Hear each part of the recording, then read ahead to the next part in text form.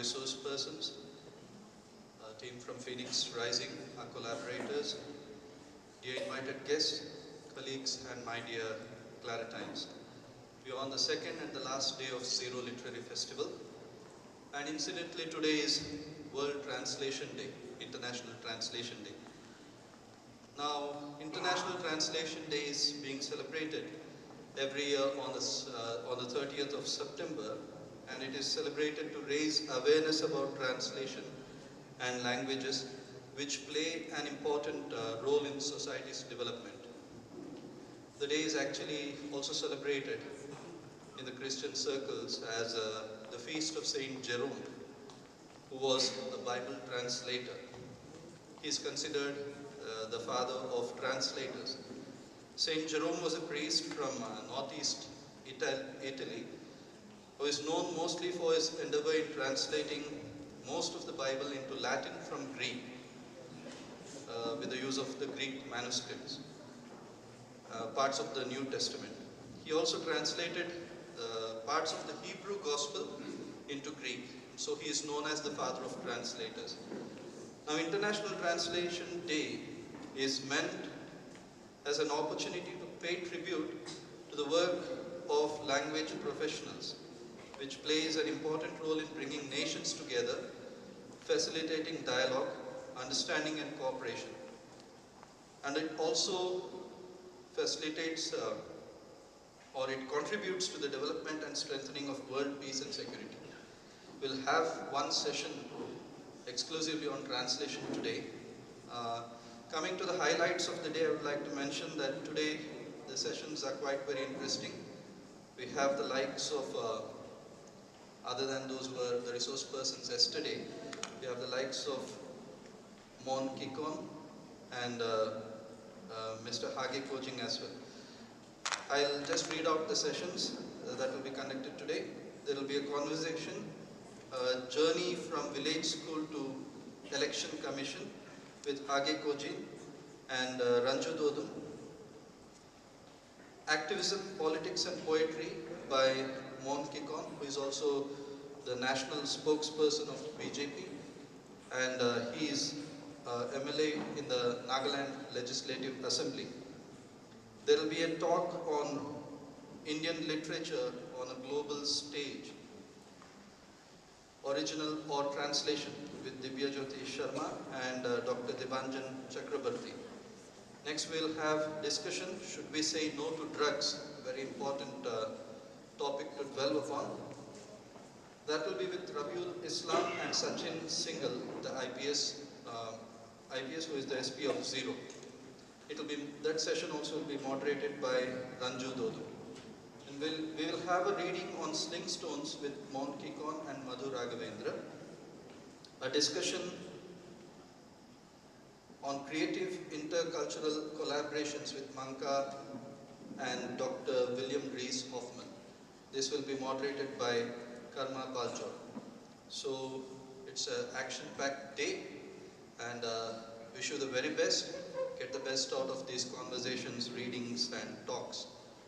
Thank you, and I welcome the anchor to please conduct the session accordingly. Thank you. Have a good day. Thank you, Paul.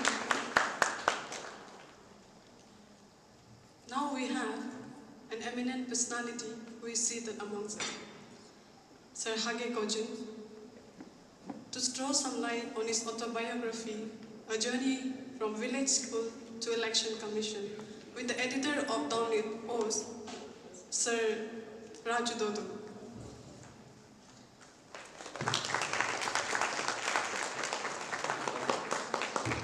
Allow me a moment to introduce the audience about Sir Hage Kojun, a retired IS, recently published his autobiography, A Journey from Village School to the Election Commission.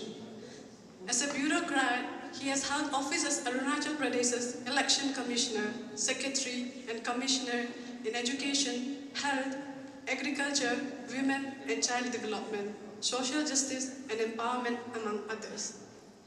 He is also a founding member of Apatani Youth Association and founding chairman of Apatani Culture and Literary Society. Now may I request Sir Hage Kojin and Sir Ranju Dodu to come over the stage and address the audience. A round of applause, please.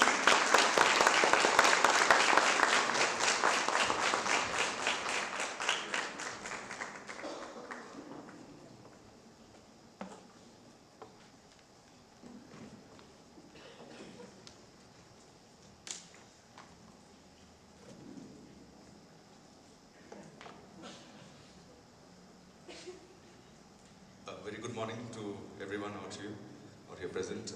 Thank you for taking out the time once again to be here with us.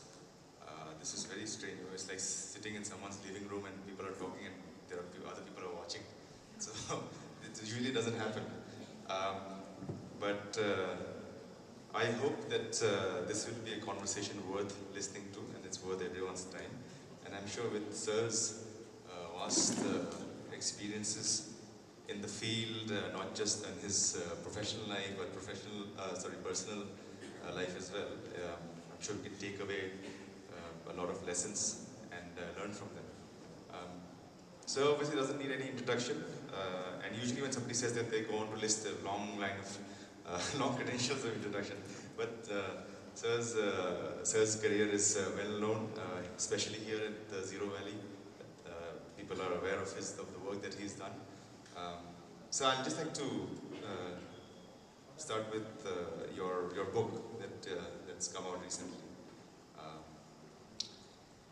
I was actually quite taken aback by how meticulously you seem to remember every minute details of what your hostel fee was, how much one meal in Tezpur when you were giving your examination was.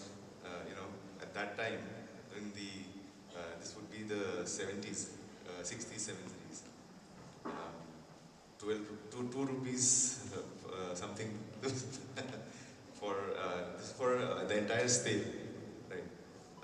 Did you take notes, or did you just recall them from memory? Did you keep a diary of?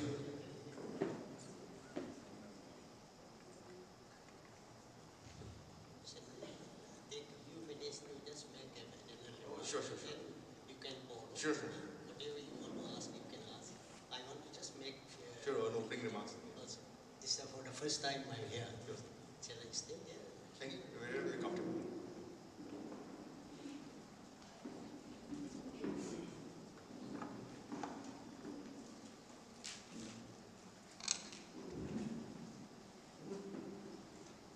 Mr. Dodum has a lot of questions. So before I jump into that, let me formally say a few things since I have come for the first time. Director of Ziro Literary Festival, Madam Nobna Sainji, and her team members, Principal of St. Claret College, Father Mendus, all esteemed delegates and participants from different walks of life, ladies and gentlemen, and media friends. It's indeed a great pleasure and honor for me to be here amidst very eminent writers, the authors, poets, and filmmakers today, this very fine morning. I'm also told that today is a very significant day, that World International Translation Day. So on this auspicious occasion, I would like to extend my greetings and best wishes to all of you. Honestly speaking, I am not a literary man, but I used to take part in literary activities during the school and college days. And on one occasion, way back in 1974, that was in Jain College, Pasigat, in pre-university final. My colleague, classmate Mamang Dai, Padmasri awardee, I think yesterday he was here, I could not give her company yesterday because of certain preoccupations.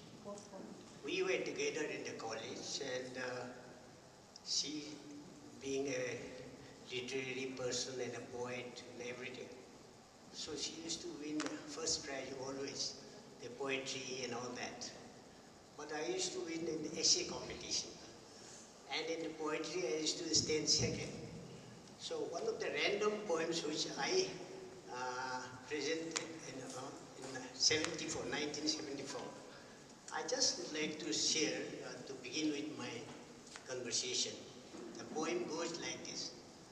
Thy name is Ziro, the Plato is Ziro, shape and size. One can easily imagine what a wonderful creation. What a lovely Plato, the misty hills range four corners, the vast green pale within, with evergreen bounties of nature.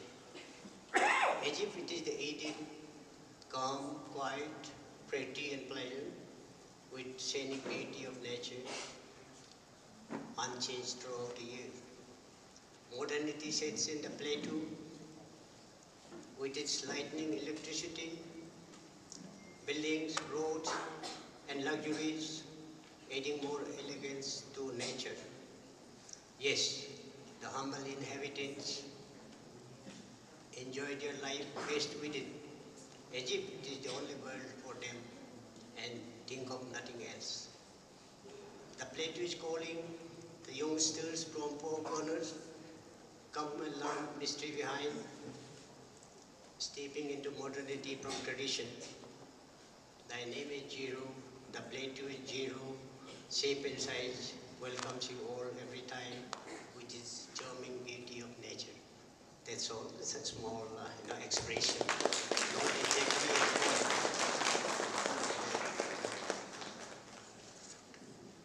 Now, let me just tell you that after completing my post-graduation, because there's a lot of journalists here, so my connection to journalism.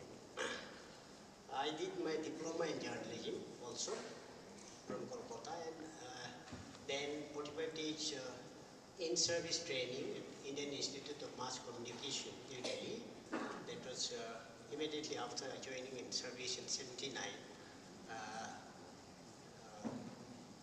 at Day-2.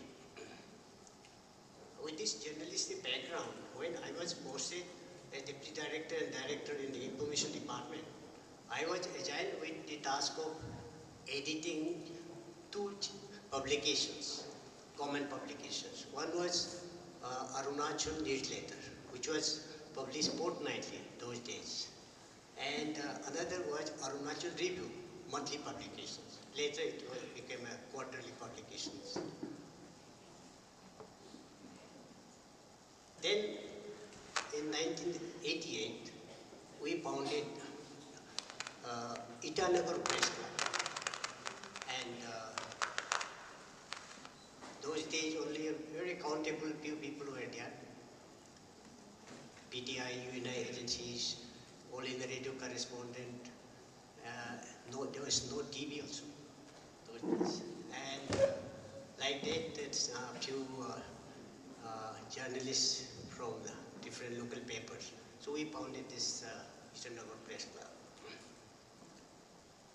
Then later I realized that at Ziro we have to create some forum to facilitate those incoming writers to ventilate their talents and all that. So I had a posting here once, and then I founded Apatani Culture Literary Society. That was in 1987. And initiated a publication called Hulupan.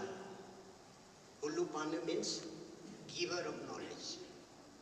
That first publication is still with me. So as regards to the importance of literature, I would say that it is the lifeblood of any society. It functions as a mirror of its triumphs and challenges, and its anxieties and possibilities. I must say that Literary Festival, through its first, second, and third editions, have significantly contributed towards promoting not only the author's books, but also in fostering love of literature and writing. My hearty congratulations to the entire team members of Ziro Literary Festival. Now, coming to my autobiography, it is a simple narration. It's algebra, etc. in Assamese. So we had no scope for learning English. So whatever I could acquire, just later, in the college and all that. So it contains a narration of my life journey, starting from 1961. That was in the class A. Those days it was called. These days the nursery, KG, and all that. Those days A, B, then 1, 2, 3 was the final.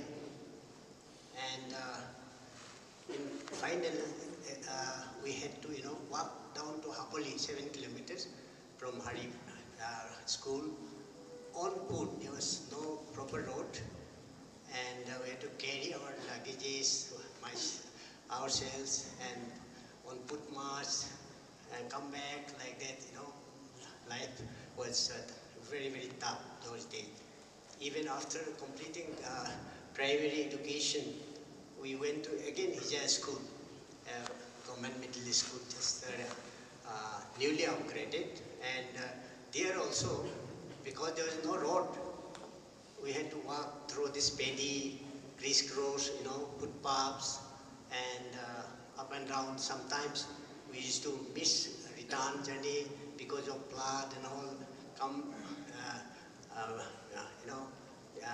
towards all Ziro, then Lempia, then this Bula village, and then cross over to Hari. So like that, life was very, very difficult days. Huh? So it's a hell and heaven. You won't be believing those days. Snowballs were there. Morning, we were trying to get water from the pipe, and by burning, heating up the pipe by fire and all that. So like that. Now, from there, started, and then my initial ambition was not very high, just to become a circle officer. Because my father, who was illiterate but enlightened, I should say, he was an honorary, secretary of the village, and had the opportunity to visit New Delhi as a part of Travel Leaders Exposure Tour. For 1 month he was there. So that way he became enlightened, and he was encouraging, and then he had an interaction with local administration. Those days circle officers were very, very powerful. One Mr. Tomoruba was there with Lucky and all, used to beat up people who didn't listen, So he could see, this circle officer, and sometimes they function as a BD also. And so powerful. My son should become a circle officer. That was the only, desires he had, and I also had them. I never realized that I would be reaching to IAS, and then, like that. But later, while trying to achieve that target, in the process I could be successful because of mere hard work, sincerity, and dedication. There is no substitute for hard work. So my young friends, and particularly those who are studying in government primary school and all that, they should not feel inferior to those who are in the urban or convent school or private schools like that. It's all matter of your will and hard work, which really matter.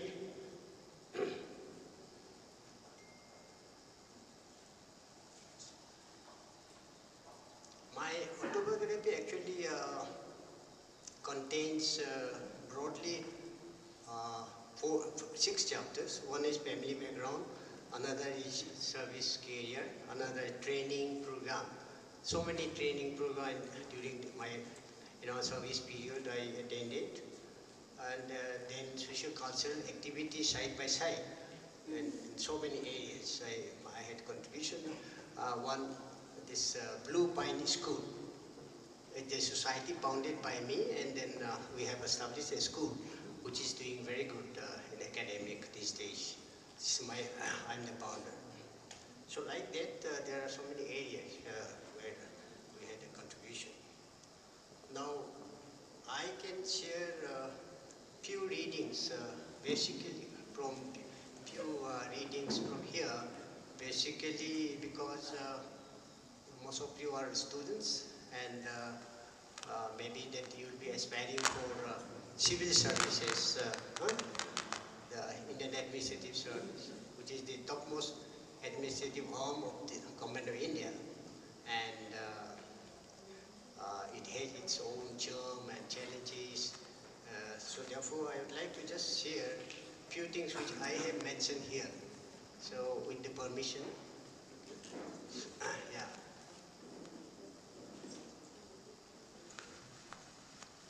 In page 41,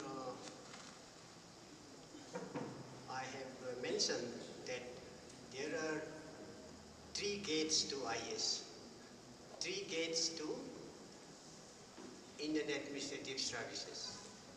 The first gate is direct recruitment through competitive examination conducted by the UPS annually. The second gate is through state civil service officers. Through civil services, and you at a particular stage you get promotion. Then third gate is the lateral entry.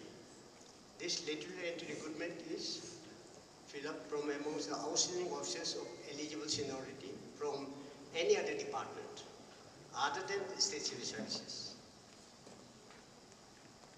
This is also done through UPSC personnel test as well as the performance grading of your entire service records.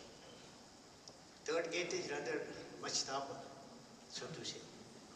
So, my getting into IAS was through third gate. I tried the first gate twice, I failed. Second gate twice, I failed and became unfortunate.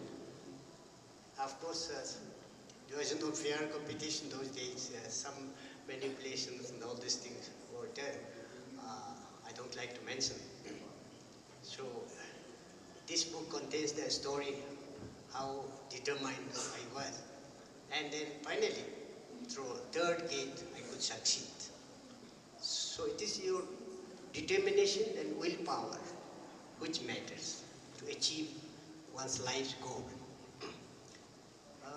Relating to this second, role of civil servant, ethics and values. What does the civil services, stand for, or what is their ethics? As a civil servant, I was invited to make presentation at the Administrative Training Institute, Norphel, on the role of a civil servant and its ethics and values during orientation training for the integrated APCS officers during 1917-18. So broadly, the civil servants who are selected on merit are expected to carry out their role in public interest only with dedication and commitment for proper implementation of the policy and program of the government.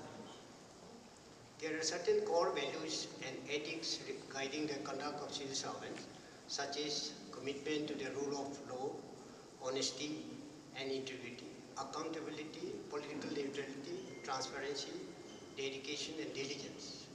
These values have been incorporated in various civil service rules and guidelines such as CCS Conduct Rules 1964. The ethics are rules and principles for distinguishing good and bad, or right or wrong. The civil service ethics, therefore, refer to the values and principles of civil servants and the authorities. India is a democratic country where the power is conferred with people, which is exercised through elected representatives. The civil services provide support and guidance for policy formulation and implementation apart from maintenance of law and order.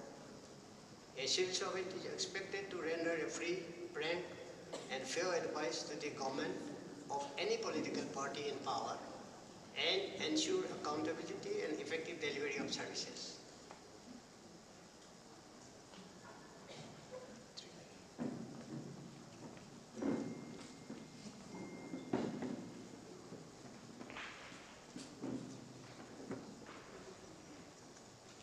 Now, let me share a para in which the highest civil servant, the topmost civil servant, that is cabinet secretary of a union government.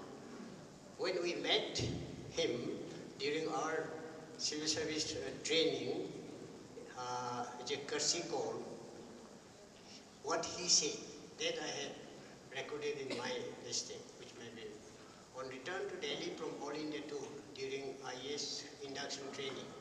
We met the Cabinet Secretary T.R. Prasad, 1963 batch, who in his brief address said that IAS is a selection of merit and therefore one is expected to carry on legitimate public interest and not the political interest. We should argue in the interest bargaining and not in position bargaining. He further added, the administration should necessarily be proactive, accept change and be open. The continuous improvement and learning is the key to success. It's almost small, but it contains a lot of meaning, significance, you know. And then something about education, related to education, let me share. Going back to 1965, another memory is that when we appeared in the board examination for class 3 in 1965, the examination center was at Hapoli, the present Ziro Higher Secondary School, 7 kilometers from our school and village. In the absence of any transport communication those days, we had to walk down on foot along with books and luggage. I remember having got rupees 20 from my mother for my mess and other expenses. We were accommodated in the boarding house of Ziro Higher Secondary School where food was provided. After completing the examination, I came back directly to village on foot.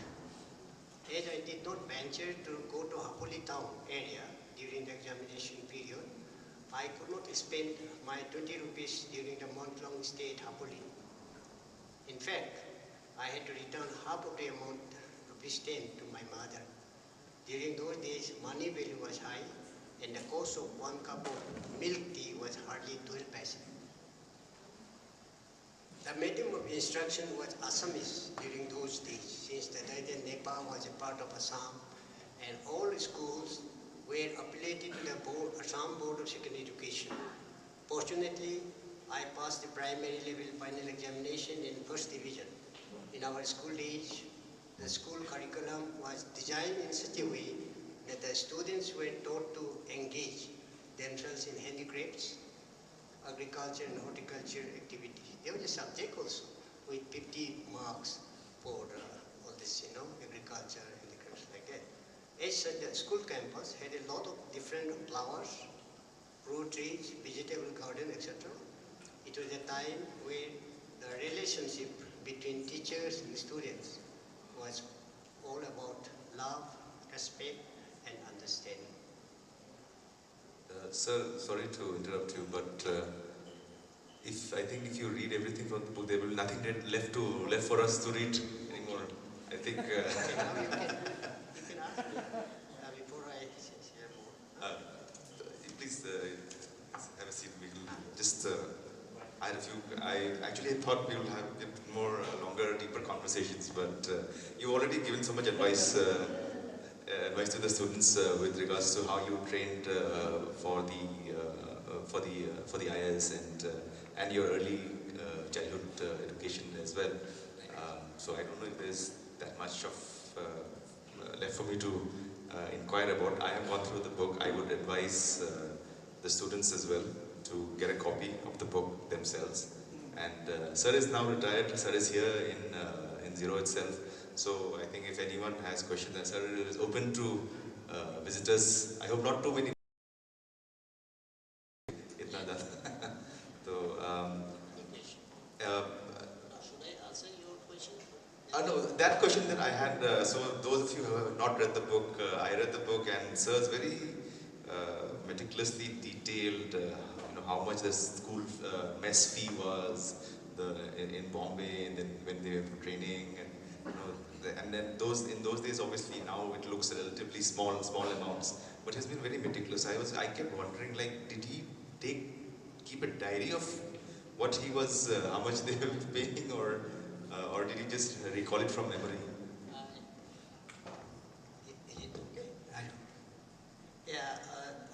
Whatever I have narrated in my autobiography is basically recollection, because I didn't, unfortunately, I didn't, maintain diary writing and all that. So, as much as whatever I could recall, So those things have been narrated, and then even while the Honorable Governor released this recently, I told the audience that many of the side stories, very interesting small side stories, are yet to be incorporated, because it will be too voluminous. So therefore, I have just given only the narration of events and that I came across in my entire career. Well, I guess maybe those side stories, we can talk about them from outside the stage, not on the stage. So I think we'll have to, we've also been told that we are short on time as well. So we'll have to wind up this session, sir. Thank you so much once again for sharing your experiences with us. Hopefully the college library can be stacked with Sir's books as well. Yeah, I have given a few copies to Excellent. So students, there's no excuse to not get a copy of the book now.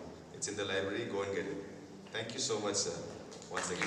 Any question related to civil services, if anybody wants to ask? If any of the students have any questions to put up to sir with regards to the civil services, if any civil service aspirants. Any questions? The number of times that you can, all this thing.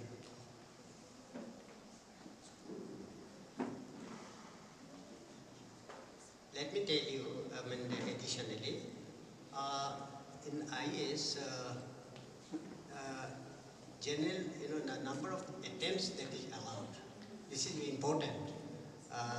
The general candidates, they are allowed 6 times till the age of 32. Till 32. And then OBC candidates till the age of 35.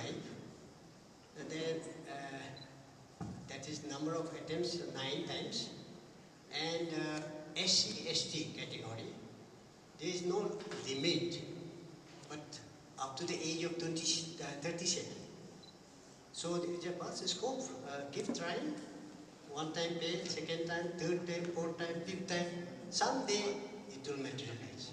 If you are really determined that I'll do, if you have a will to win, no matter. So I hope many of you will come up as a great administrator to rule this state, beautiful state. So, sir's word of advice, keep trying. I will just add, don't wait till you're 37. Try and get it before that. So, thank you once again, sir.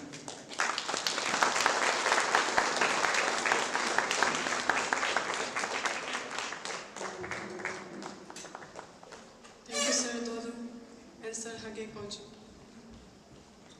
To continue the event, next we have on stage is an eminent personality from Nagaland, a blend of a politician and a poet, a terrific combination. He would talk about on activism, politics, and poetry. We welcome you, Sir Honlumu Kikon.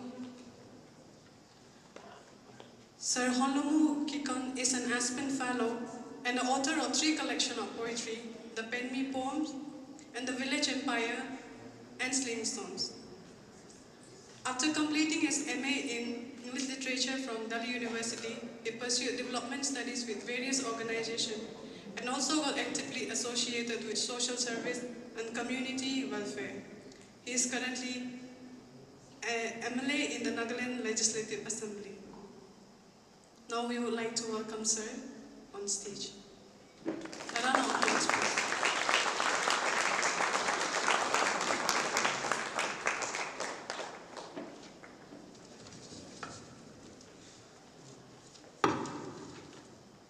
Thank you, Chairperson. A very good morning to all of you. I would like to thank the Ziro Literary Festival organizers for inviting me this time to this wonderful place. This is my first time in Ziro, and I'm enjoying it. I am happy that I have been invited to give a talk on activism and politics. My friends all know me, that I started my career as an activist and joined politics later. So let me just start with a little bit of that, because I'm at 12:30 having a conversation with Madhu on the latest book of poems that I've written. I would begin with a little introduction about myself, because I'm not that eminent in the first place. I want to share a bit of my journey. And before that, I want to thank Lupna and everyone for inviting me again to this wonderful college. It's a beautiful auditorium. Father has done a good job. Where music is there, literature follows. That's what I believe. So I hope this 3rd edition of Ziro Literary Festival would be a grand success. After my master's, I did literature, so I joined a publishing firm which was translating what they called regional language writers into English to make it accessible to the English reading community and also to the entire world. So during that process, I got introduced to a lot of literature from especially East and South India, and I got introduced into writers who wrote in Malayali, in Telugu, in Kannada, and then my horizon broadened, because before that, before going to Delhi, we were also limited in the environment that we grew up in, and our thought processes were influenced mostly by that and also the books that we read. So I wanted to go back and explore in my own hometown what are the issues that are challenging my community. And that realization dawned on me because I met a Urdu writer from UP, who was a Christian anyway, by the way. So he told me, please waste your time. Don't take your life so seriously. Don't waste your time in, I'm sorry sir, but he told me, don't waste your time in giving competitive exams. Learn as much as you want from life, and you'll become a good human being. So that advice I took very seriously. I went back home and I saw that in my own villages, which I didn't visit when I was a kid or when I was in college, because I was pursuing my dreams and I wanted to become a writer, especially a novelist. So I was very seriously pursuing that line. So when I went back home in my village, first of all, I had a challenge of language. So we are taught from nursery to college in the English medium. So when staying in Kohima, where it's a town where all the tribes live, and so we're not necessarily using our own mother tongue every day, so I was forgetting my mother tongue. So when I went back, there were 2 things which happened. One, I had to relearn my mother tongue. 2, I had to understand the issues which my people faced. And so I took ownership of that challenges that my community, or particularly my constituency people faced. One, there was this issue of oil exploration, which was stopped by the Naga Students Federation in 1994 after 30 years of exploration. They were given license just to explore, but they were using it for commercial purpose, which was illegal, and therefore the Naga Students Union Federation stopped it. But since 1994 till date, the 11 oil rigs which were stopped and capped started leaking, so causing a lot of environmental damage. So when I came back, had conversations with the community from time to time, I realized that we must do something about it. Because what you know, what you understand is what should drive you in terms of your action. So I realized that this is affecting the health, because it's affecting the soil and the water of that area. So I brought in people, experts from Dehradun to have a check, and we found out that it's actually affecting the people of the area. So the first thing that came to my mind was that I should file a case against the ONGC, which had operated and which had stopped. Primarily because they capped the oil wells, oil rigs, but it was leaking and they were not doing anything about it. Of course, the other respondent which I filed the case against was the government of Nagaland, because they were not sensitive to the environmental challenges faced by the community. So I filed a PIL suing ONGC for 1,000 crores. Because I said the value of my land, value of my the water there, the air, and also the value of my community cannot be assessed. Therefore, I will give a higher amount.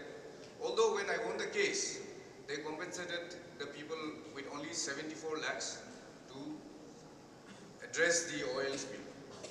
It was disappointing, but it was a fight and it was something we won. So that encouraged me to speak out for my people. The other thing which I saw in that area was that the health and education facility were not good.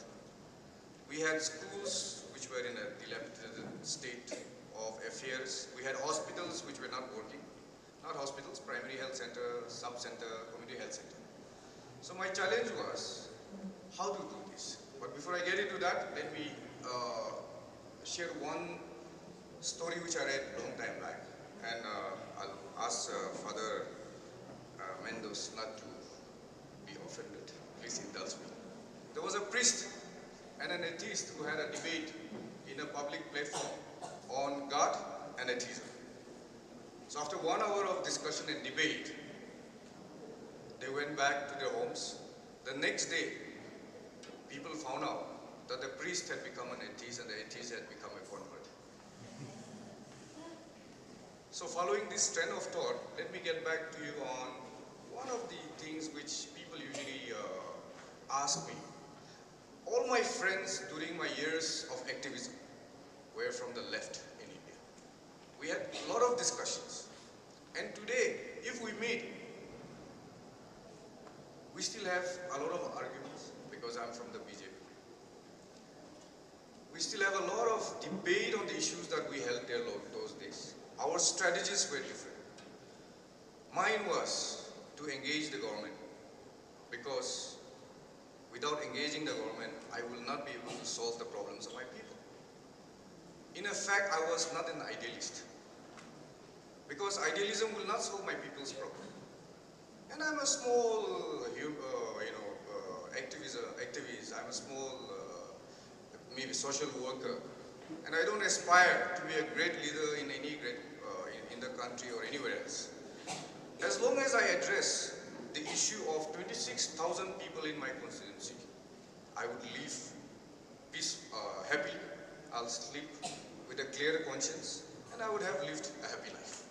So that was my limited ambition. I'm not a very ambitious person. So when they quote me marks and say, you're as strong as your weakest link, I tell them, we agree. We are of the same mind. I'm working for health and education to reach the people down the last mile. That's the weakest link. That's my response.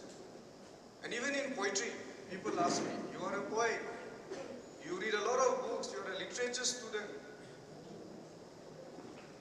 I quote them Lenin and say, writers are the engineers of human souls.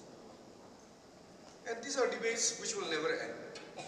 But coming back home, I realize that the common man that I converse with every day, and I talk to thousands of people every month in my conscience, is about when any member of the family is sick, who will give them money for their health check? Because, you know, in spite of our education, in spite of a lot of development work that is happening, in spite of a lot of progress that is happening in the northeastern region as well, in every village you go, you will find one odd person or the other who thinks that the government is there to help them. Government must help them.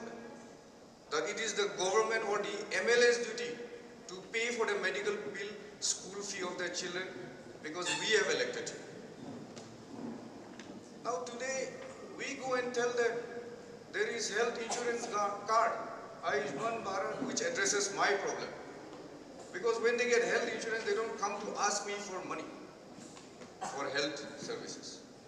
When we have scholarship, they don't come to ask me for money for the school's education, our kids' education. So a lot of things are changing, and a lot of debate is happening at that level. But I come from, and I hold there, to what is immediately relevant, immediately significant for myself and my people. What I'm trying to advocate is not a case in isolation. It's not that you should only be selfish about your own people, own village, or own family or clan. But I think if there are hundreds of people, because God has put hundreds of leaders in every village, if there are hundreds of leaders in every village working for their own village, for their own community, although some may aspire, like in Arunachal, everybody aspires to be Kiren Rijiju. Not everybody can be Kiren Rijiju. You don't have to be Kiren Rijiju.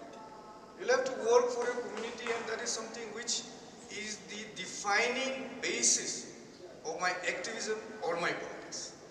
Coming back to my constituency, I realized I was very young. I could say I was an idealist then. But looking at the issues of my people, there was the only hydroelectric project in Nagaland is in my district.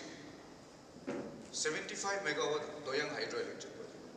So because of land compensation issues, because of the fact that the power generated is not benefiting the people of that district, we had to raise every issue legitimately, peacefully, non-violently, and we were successful in at least securing that the people on whose land these resources were extracted for the benefit of the state or NEPCOLE the same gets their due share.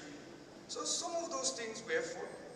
Those that we have not achieved are beyond our means. But what I realized, and the crux of that realization and philosophy is that in a state like, small state like Nagaland, in India, the maximum impact an individual can have on the lives of their community is through politics. For someone who went out dreaming of becoming the next Toni Morrison, the next Gino Ashepe, the next Amos Oz, the next William Faulkner, became a candidate for the elections in 2008 assembly elections in Nagaland. So I realized that if I want to have the maximum impact on my community, given that we will live a very short active life in one's life, maybe 30 years is short, 40 years is a lifetime, but 30 years is short, depending on how you view the amount of work you put in 1 year for your community, for your people, or for yourself, actually enabled me to crystallize my decision. So when we look at my life as an activist, my life as a politician, it's very simple, very simple. I don't have to have any high sounding philosophy behind me. It is just commitment towards our people. On politics, I'm using a language which was introduced in my region to my people in 1831. by two fellows from Scotland called Captain Jenkins and Major Pemberton. They were colonialists. They came to tame the Nagas because we were untamable. In 1826, after the Burmese came and destroyed the Ahom kingdom and the Manipuri kingdom, after the Treaty of Yandabu was signed, the Britishers took over. And there, those days when the Ahom kingdom was there, they were a very good system between the Nagas in the hills and the Ahoms in the plains. So there were no raids because that was addressed by the political system of that time. After that, when the British came, there was no checks and balances. And we were in the habit of constantly, continuously raiding the valley in Assam. And therefore, the British thought it their right and God-given obligation to tame the wild hill tribes. From then on, they realized, after so many years, after 100 years, that unless we send in the missionaries, we will not be able to communicate with them, because communication was an issue. So we have gone through the long history of colonialism. After 1947, a lot of things changed. Nagaland became the 16th state of India in 1963, and after that, a lot of systems have changed. A lot of things have changed. My primary concern, besides environmental issue, is peace. I want my people, my youths who are vibrant, who are beautiful, who are clever, who are no less than anyone else in the world, to grow up in an atmosphere of peace where they will fully, truly develop their entire human potential so that they can serve humanity with beauty. That is the basis of my politics. And how and why we should not jump on the bandwagon towards progress and prosperity. In my entire life in Nagaland, I have not seen 4-lane road in the state of Nagaland. Why was that? Only now we are seeing 4-lane roads in Nagaland. Only now we are seeing that the man down the last mile is also being taken care of by various policies. I think if politics has to be pursued, it has to be on the basis of how it serves humanity. So as long as humanity is served, as long as my people are served, by the government, I think that is the politics that I espouse and I cherish, and I want to practice that kind of politics. So from activism to politics, that has come into, that has been the basis.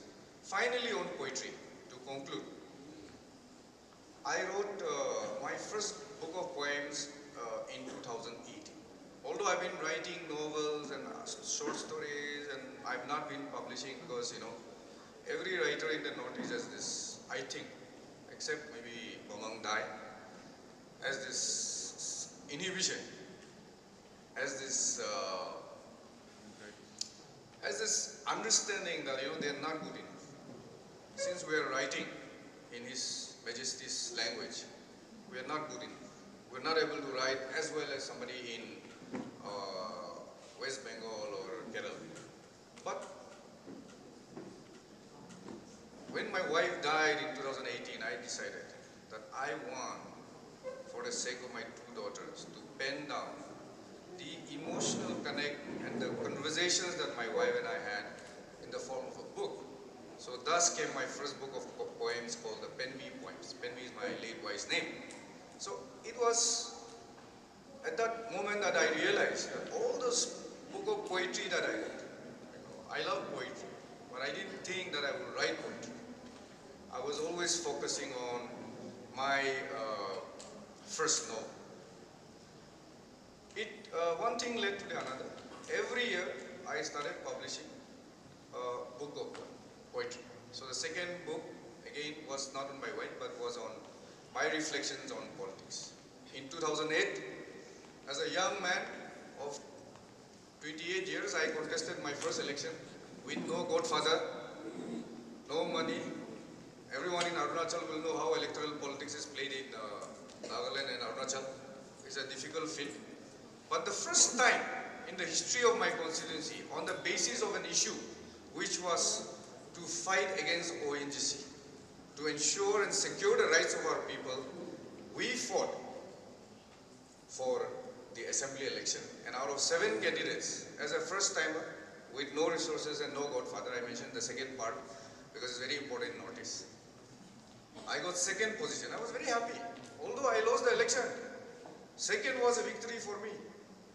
Coming from a missionary family with no background in politics, I realized that if you are able to galvanize the mind of your people, if you are able to win the support of your people on the basis of an issue which unifies all of us, then I think that kind of politics is possible even in Northeast, even in Arunachal, even in Nagaland.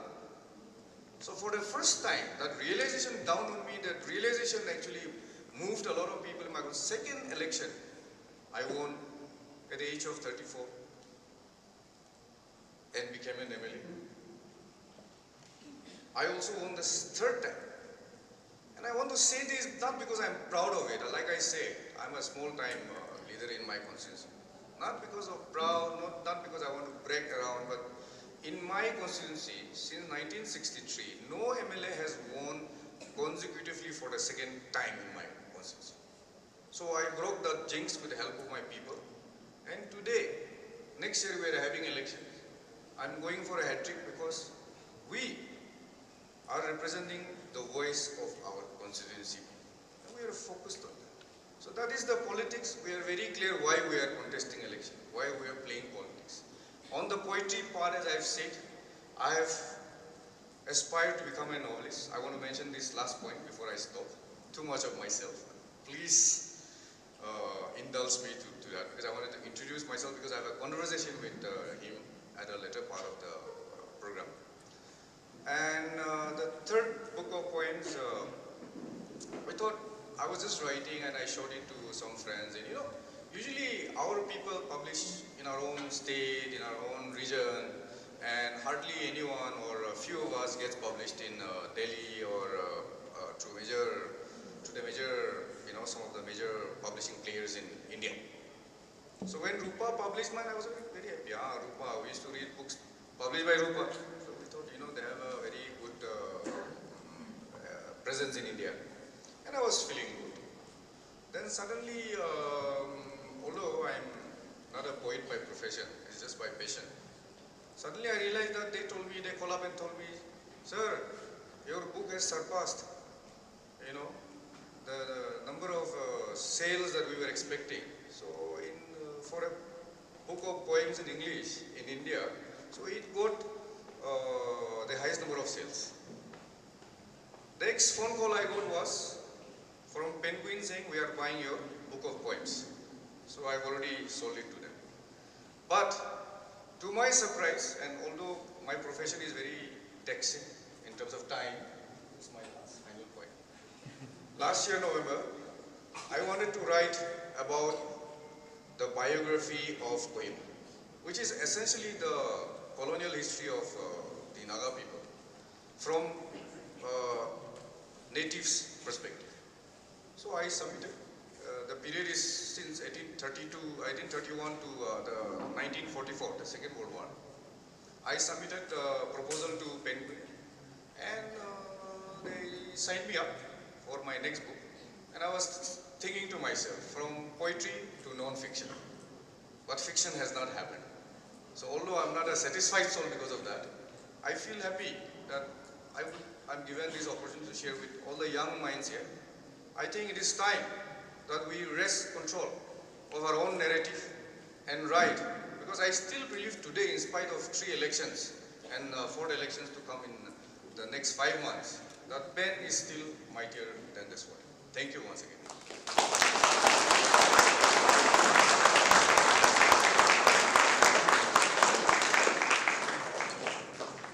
Thank you, Sir Kikon, for such an informative session. What a terrific combination of a poet and a politician. I think our students would be inspired to be a poet or a politician. And also, Sir's books are up for sale. It's available. The students can get a copy of it. For the students, with a discount, it would be 300 rupees. To continue the event, the next we have is a discourse on Indian literature. Indian literature never fails to amaze us. To unravel the layers in Indian literature, we have our next speakers, Sir Divya Jyoti Sharma and Dr. Debanjan Chakrabarti, on the topic Indian literature on the global stage, original or translation. Sir Divya Jyoti Sharma, writer, editor, poet and translator, has published 3 volumes of poetry. The 4 books of translation, last being I Am Your Poet, selected poems of Nilim Kumar, and 2 academic books. In 2021, Sharma's translation of 5 novellas by Indira Goswami was published by Neoji Books to critical and commercial success. His collection of short stories, Notebook of a Part-Time Revolutionary, is forthcoming. He was born in Assam and now lives in Delhi, where he works as a journalist and runs the independent publishing venture Red River, a prominent independent publisher of poetry in English and English translation. We also have Dr. Debanjan Chakrabarti, the director of British Council East and Northeast India. He has over 20 years of experience in leading education, development, and cultural collaboration programs in India, and internationally for British Council. A triple gold medalist in English literature from Jadavpur University, he started his career as a journalist with ABP Group and taught English, literature and films at Vishwabharati University in Santiniketan. With a big round of applause, I would welcome both the speakers.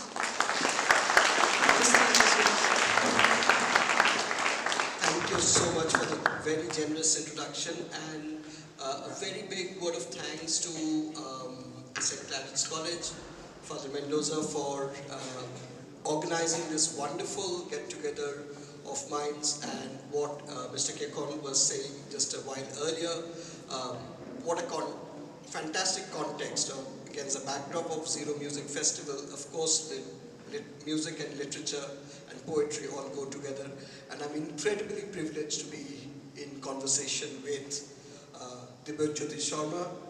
And today is a very significant day. Today is World Translation Day, and we will be discussing translation in quite some detail.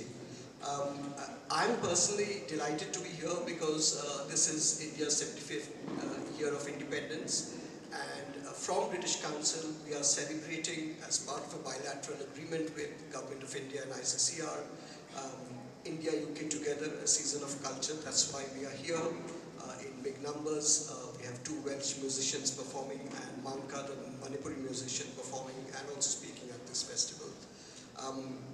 So without further ado, today's discussion is about Indian literature on the world stage. Divya, to introduce you very briefly, Divya Jyoti Sharma is a writer and editor, has published 3 volumes of poetry. He has translated extensively from Assamese to English, and he is a publisher as well. Red River Publishing, it's one of the most prominent independent publishers in India today. And so all of this, I mean, you have a whole range of ways of bringing, addressing the world of the words. Let me start with a slightly provocative question, because Mr. Kekon was also talking about the importance of mother tongues. Is translation into English the only way for Indian literatures to present itself on the world stage? Short answer. First of all, thank you for having me here, and thank you for being part of the conversation. Hello. Is that working? Is his microphone working?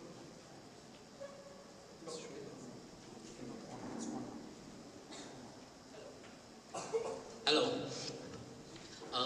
First of all, thank you for having me here. And thank you for agreeing to talk to me. And yes, in short answer, yes. I was thinking about it in the morning, the writing, because there are 2 things happening right now. people are not reading books. That's a fact. I mean, like, if we ask you students, like, how many books have you read this year, apart from, like, your textbooks? It will probably range from 0 to 2.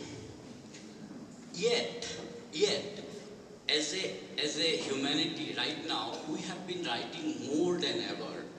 We have been writing emails, we have been writing WhatsApps, we have been writing social media posts.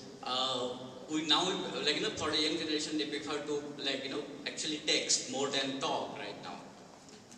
So there are a lot of writing happening, and this is happening in English. So I think English, see, again, the English as a language, so there was the whole debate about the English as a, like, colonial language, foreign language, and so on and so forth. But right now, we don't consider English as a foreign language. It is our English. And we modify it according to our, like, suitability. We use local words, and we own it. And I think English is a way forward because it's a lingua franca, it's a connecting language. Right? So, I think, yeah.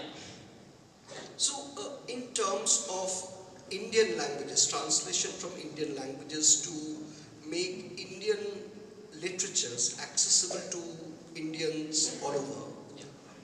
what do you think are the steps being taken, or what's happening on the ground in terms of translating from Bhasha literature? So, Assamese, how would someone from Kerala read about Assamese literature? Yes. For instance. Yeah.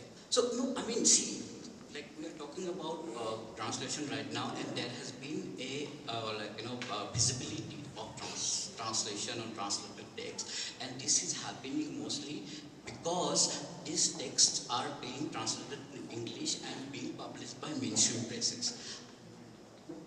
Despite the fact that translation from Indian languages from one language to another has been happening since independence. After independence, there are two organizations that came out. One is Sahitya Academy, the another is National Book Trust. And the mandate of National Book Trust is to pick up the best literature from one language and translate to all the other Indian languages. And they have been doing it's quite good work, and the books are also cheaper. There are books in English and other local languages. For example, I grew up reading, say for example, Malayalam literature or Bengali literature, Marathi literature in English translation, Assamese translation. There has been a whole body of translation happening. But now, why we are talking about, like, translation from the Indian languages into English and visibility is finding, it's because those organizations do not have a marketing plan, unlike the mainstream presses. So the mainstream presses are promoting the translated text, and that is why visibility. I think this is a good trend, and I'm hoping that in the years to come there will be the more literature being translated to English. Thanks. I'll come back to that point about translation within Indian languages.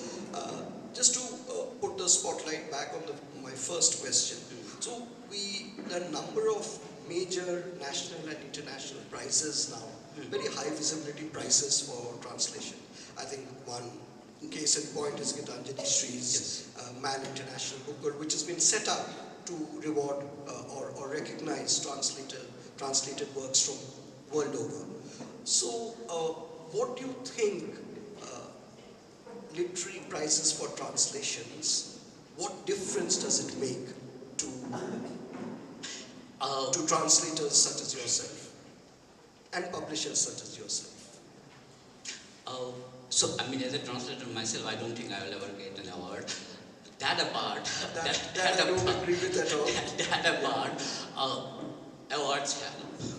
For example, when Gitanjali Shree, that book was awarded, before that, the original text, Red Samadhi, was published 4 years back, and it sold some, like, less than 1,000 copies. But once the award was announced, and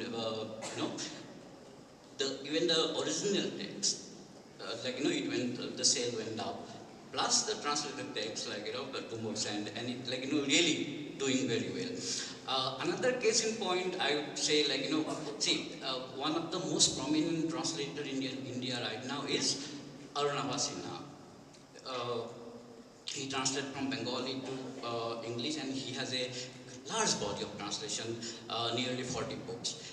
And this happened because when he translated his first book, I think in 1990, a novel by Bengali writer Shankar, Chaurangi, that book was awarded as a best translated book by Crossword. And that sort of helped promote it.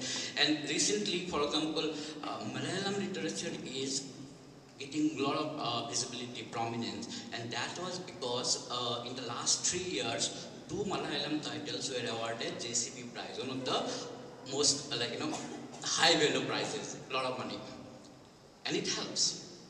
And see, the best part here is this: until 10 years ago, there was a attitude by the mainstream presses that translated literature, Bhasa literature, is not worth as much as original writing in English. For example, a writer like Shankar again. Shankar is not Indira Goswami is not equivalent to somebody like say Vikram said. But now that attitude is being reevaluated. Now we are accepting literatures created in the local languages as important as literature created in English. So it's the question of which language you are reading in. It's a very sorry. Yeah, please. So earlier, the language mattered. Okay, you are writing in English, so that would be a better book. Now it doesn't matter. You write in any language, and there are systems to convert into the other languages. What we need is good text. So let me dive into you are a translator yourself. Let me dive into the mind of a translator. So, and you are multilingual. Yes, yes. So, Assamese, English, obviously, Hindi, and what other languages? Marathi. So, when you translate, or you are a poet yourself in Assamese, when you write original Assamese poetry, do you feel the other languages that you have seep into your writing somehow? It does. It does. It's a very difficult question. It does, and then you have to be very aware of it. Okay, so why did I start translating? Because I grew up. I started in Assamese. I studied in Assamese medium school until I went to do my MA in English in Pune. I did not know how to speak English. So I had to pick it up because there were people and then I decided I'm not talking talking to local people. I wanted to understand other cultures, So the only way of communicating is to learn English and talk to them. So in a process, then I started translating my own poems into English so that they won't understand my language. So I wanted to share my language. So while doing that, then I started reading a lot of translation that was happening at the time in Assam, from Assamese to English. So I realized that language is a very, very dynamic thing, and it keeps changing from generation to generation. See, the way we are speaking right now, the earlier generation of people won't be speaking. They would be more proper. The choices of words would be different, and the sentence structure would be different. There is a sense of the translations that I was reading from Assamese to English. There's a stiffness about it. So I thought no, because you have to get the point across. Okay, first rule of translation then is that the text should read English. You should, when you pick up a book in translation and when you read it, you should not think that, okay, this is a book of translation. In original, it must have sounded better, but this is it is a copy of it. No. A translated book should be equivalent to the original in terms of how the language is used, how the presentation happens. So it should sound of sand.